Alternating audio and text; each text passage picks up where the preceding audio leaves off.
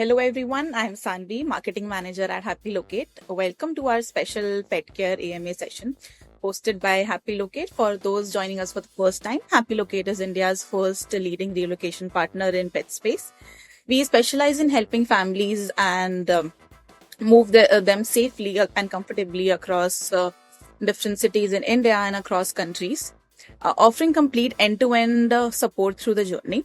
So today we are very excited to collaborate with the FurryFits, an Indian pet care brand built by pet lovers for pet lovers. FurryFit focus on premium grooming product, treats, accessories, and stylish yet comfortable apparel for dogs and cats.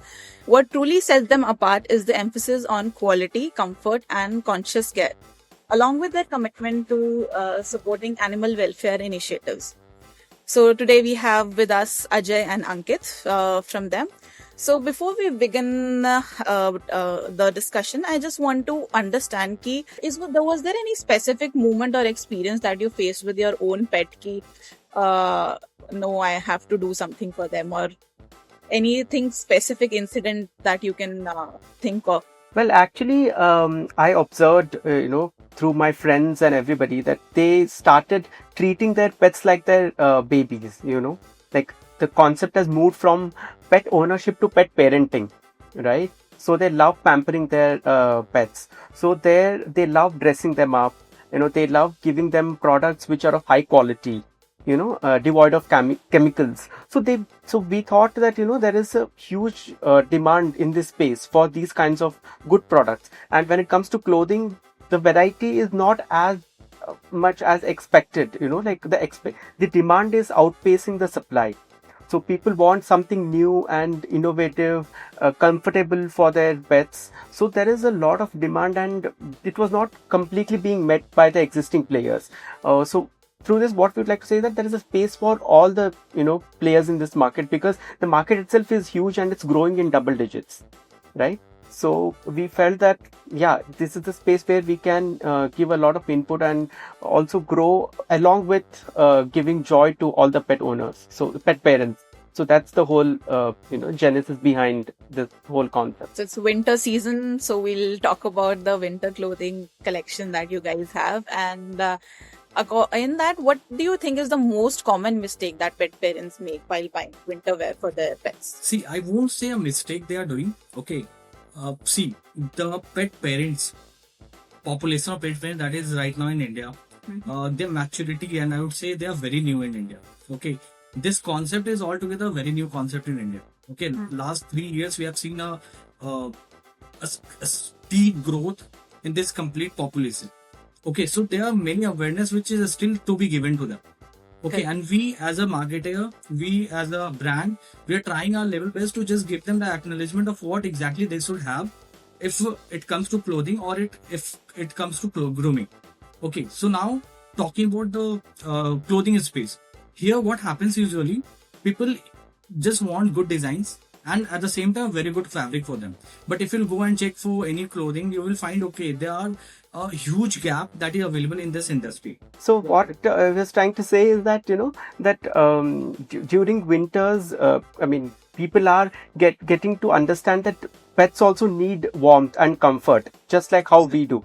And since they have started treating them as their kids, so they are actually looking at them like how we see our kids. So they want something which is of high quality, and it should also be good to look at. So these two things combined is what we are trying to offer. And if you ask us a mistake as such, it's actually people are learning. Even pet parents are going through a learning phase, and people will learn through trial and error. So we cannot blame the consumer for making any mistakes. So what we are trying to do is understand what they want and try to offer the best to the consumers, right? So we are trying to use the fabrics which are very easy on the skin of pets. We have consulted veterinarians and understood what kind of fabric is more suitable for pets. And even if we incorporate designs, we have designed it in such a way that it is very comfortable for the pets to wear them. Because in some, like Ankit was saying, there were some products which were very good to look at, but they were not necessarily very comfortable. right? So as human beings, we can express if we are feeling any discomfort, but for pets, it's very hard for them to express, just like children, right? So we have to be cognizant of the fact that it has to be very comfortable along with good aesthetic appeal. So we had to combine these two things to come up with good products for our pets. Yes. Yeah, because I feel some breeds are like their fur gets irritated by certain products, so you have to Yeah. be careful. What people usually used to do earlier, that they are giving their old t-shirts or cutting in away or sweaters, Yeah. but they after some time they find that they have rashes and they're peeling up. Exactly. Because of the fabric that they are using. Correct. Because there are very less awareness about the fabric that they should use on their pets because of their sensitive skin, right? Yes, And we actually did a lot of back-end research before launching of any of our product. Okay, because we get to know a lot of the design that you are seeing on online on any platform. They are not offering. They are not being offered in the best fabric that they should offer. Like there are multiple kind of fabrics, fleeces that you use for hoodies, for sweaters, for jackets, for anything. So this awareness, see, whenever we are putting anything on our online or on our platform, so before that we are doing proper video about it, and even on our social media anyone can get to see what exactly we are telling to our customer and to the viewers. so I also wanted to mention that Ankit has a pet, and we actually like tried the clothes on his pet, so that we actually saw the response that the pet gave. Actually, they also feel very happy whenever they feel comfortable and they see anything that is colorful, right? So also we have to pay attention to the precision of stitching also, because the way a cloth is stitched, that also determines how comfortable the wear is going to be, right? So we pay a lot of attention to that. So all these minute details go into before we launch a product, and we test it on our own pet before launching it to our customers. So far, touchwood, we have had good response from all the pet parents whoever have bought from us. So yeah, there is a lot of thinking that goes behind launching a product. That's great. Yeah, I totally agree. I think comfort and fit is what they need, and testing on your own pets and seeing if they're comfortable is a great way. Yeah. And do you think certain breeds need winter clothing earlier than others, or some breed feel more colder, or how should as a pet parent we be careful about that? Yeah, so here you can say that breeds which have natural, like covering in the form of fur, so they can withstand a bit of cold compared to the ones who have, like less fur. So that's how you can determine what kind of protection they need, what kind of warmth they need. Yeah, so you will have to basically see your pet, observe and understand how the pet is responding, and then take the decisions accordingly. Yeah, and all in all, keeping them warm during winters is very important. So maybe the thickness may vary, you might want to give a thicker cloth to a pet which doesn't have enough fur for coverage, and vice versa. Yeah, Yeah. I think it differs from breed to breed. Like huskies are more prone to, like, they are in winter season, so they may be comfortable more. But if you are getting them groomed or they have less fur and coat, then maybe they can start early, or for some breeds that is there. And is it there ki some pets respond differently to clothing between the same breed? I think that is there. Not really, actually. Okay, not really. Everyone is excited about the clothes. When they get to see the clothes, they are super excited. Yeah. This is what we have observed. So it's just same as humans. New Always. clothing and new everything. We're always excited. They get excited with colors a lot, just like they respond a lot to colors. So they feel very happy when they see bright colors and different kinds of, mixture of colors. So they get excited, and that is what we want, happiness to pets and their pet parents. Yeah. So coming to your grooming products, so which safety factors are the most commonly overlooked when buying pet products? Well, you can say similar to how we look at products while using for us. We have to look at similar things. That they should be devoid of harsh chemicals, and the product should have approvals from regulatory agencies. So Ankit, you can mention some of the approvals that we have in our products. So we take those approvals and lab test it before launching them. And there are few things which we have to take care of a lot when it comes to grooming essentials. It should be paraben free, it should be SLS free, it should be silicone free. These are the few things which we have to certainly take care of it cause of their sensitive skin. They are not like us human, okay, where they can have anything. Like silicone, we all know they make it look like coat, shiny coat, silky coat, but actually they are not doing anything as such. These are just a kind of what is a chemical which is just faking it. Okay, the same goes for paraben, the same goes for SLS. Okay, so these are the few things which we definitely have to take care of when we are taking any grooming essentials. So there also we go through a lot of do a lot of R&D before we launch a product. We test it and we make it in facilities which are approved by FDA and all the other necessary approvals that are needed. And we also make sure that even if there is any small irritation, also we'll reiterate and reformulate the product before we launch it, right? Because we want to give the best possible product to our consumers. Yeah, and also people are also now enjoying perfume. Pet perfumes are also a lot in demand now. They want their pets to smell good. And at the same time you have to be sensitive to the reaction that they might get if we use a lot of chemicals. So there also we had to do a lot of R&D to find out what is the ingredient that is soothing for pets, and which can give them good fragrance and at the same time doesn't irritate them, and basically, yeah, to give them a good experience. So you have talked about perfume, so I'll come to accessories also. So which winter accessory, or not specifically winter or dog accessory, do you actually think can improve the pet's overall comfort, and it will also get convenient for their pet health? Like anything, like a toy, like chewy toy, or a small ball which the pet can play with, because it is important for them all to keep themselves active. So, and it is important for us to also give them toys which are not made of plastic, which are eco-friendly relatively, made of rubber or things like that, so that they also don't feel any irritation after playing with them. So there you can give any different kinds of stuffed toys also, and some balls and all these small items, and they are very happy with even this tiny bursts of color and movement, right? So it is very easy to keep them entertained through these small things, and all they need is small bit of entertainment and lots of love.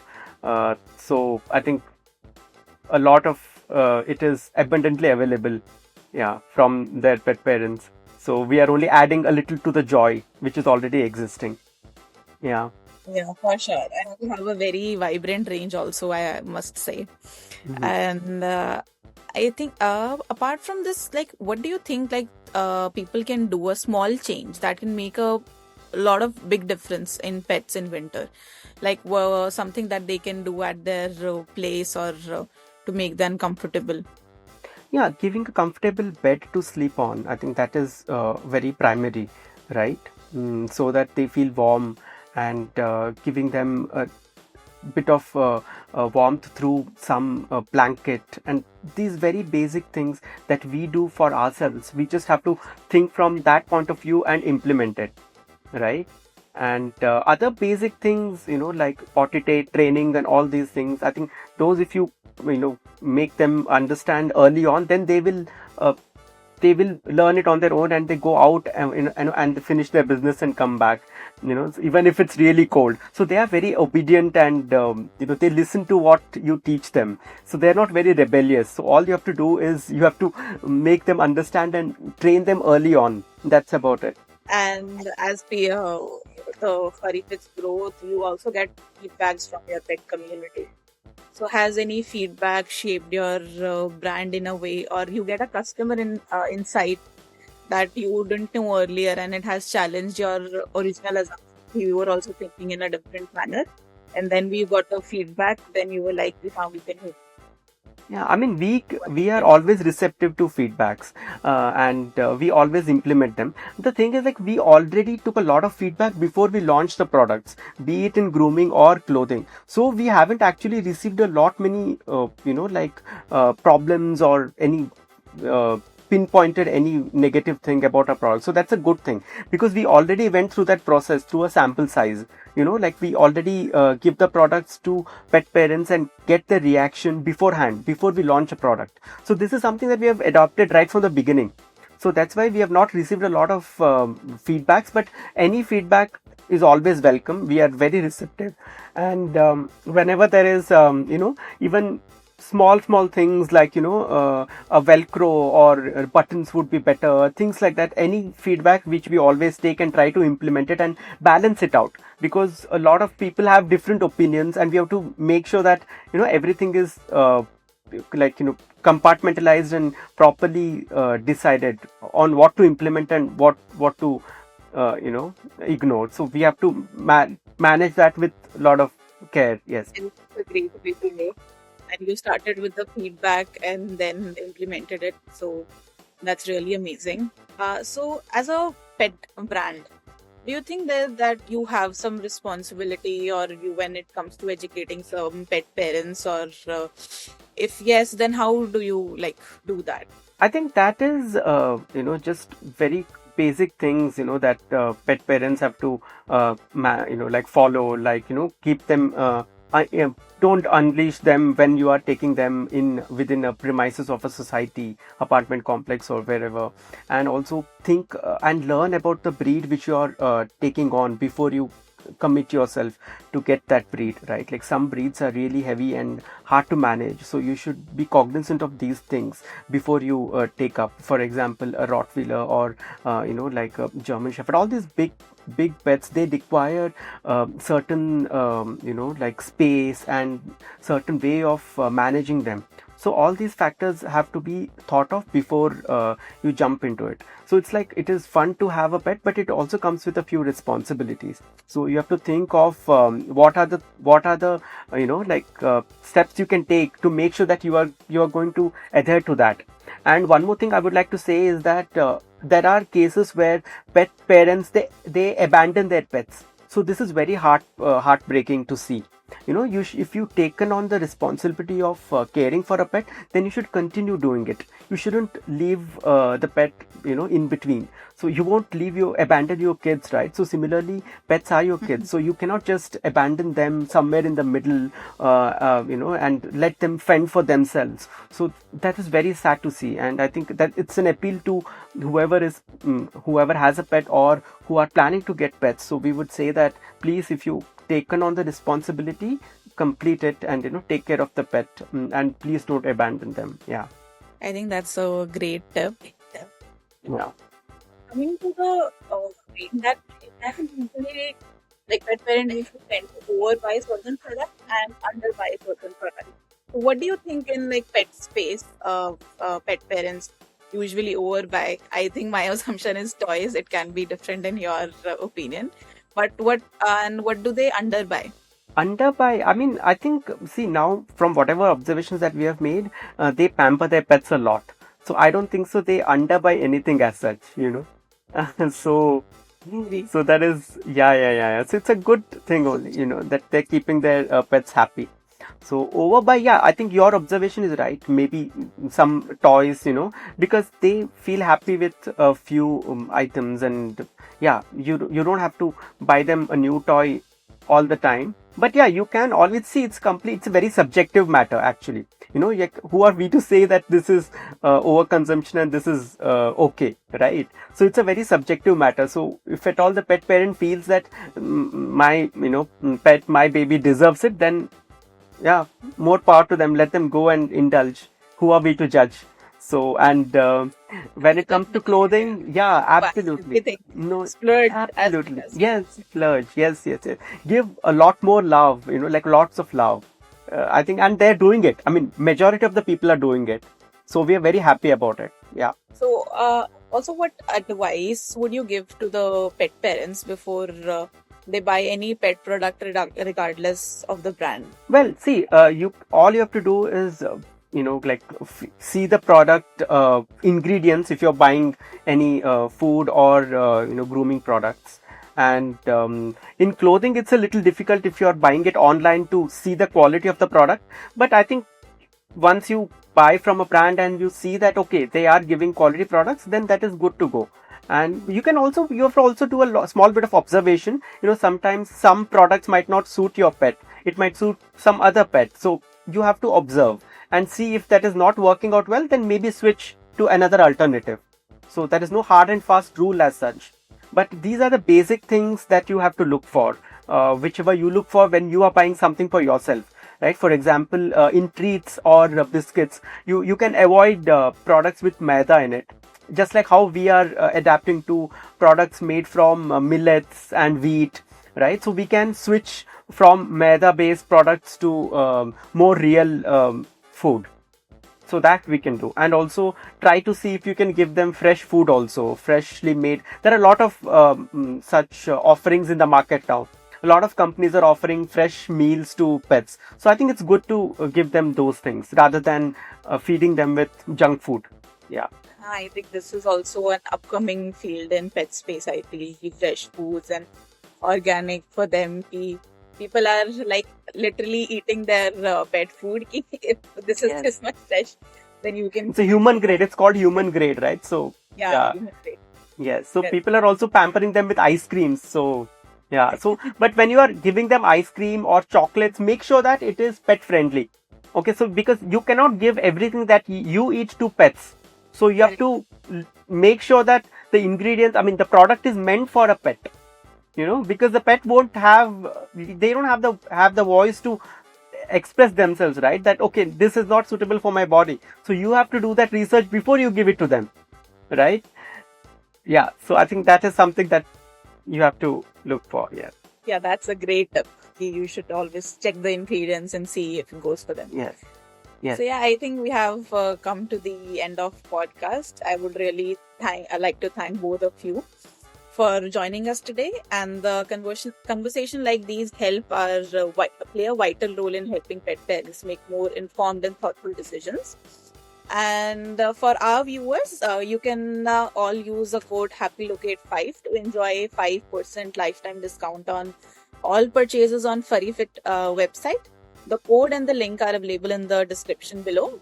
And lastly, don't forget to like, share, and subscribe to Happy Locate YouTube channel. Thank you. Well, we'll see you next time. Thank you so much. It was a wonderful experience.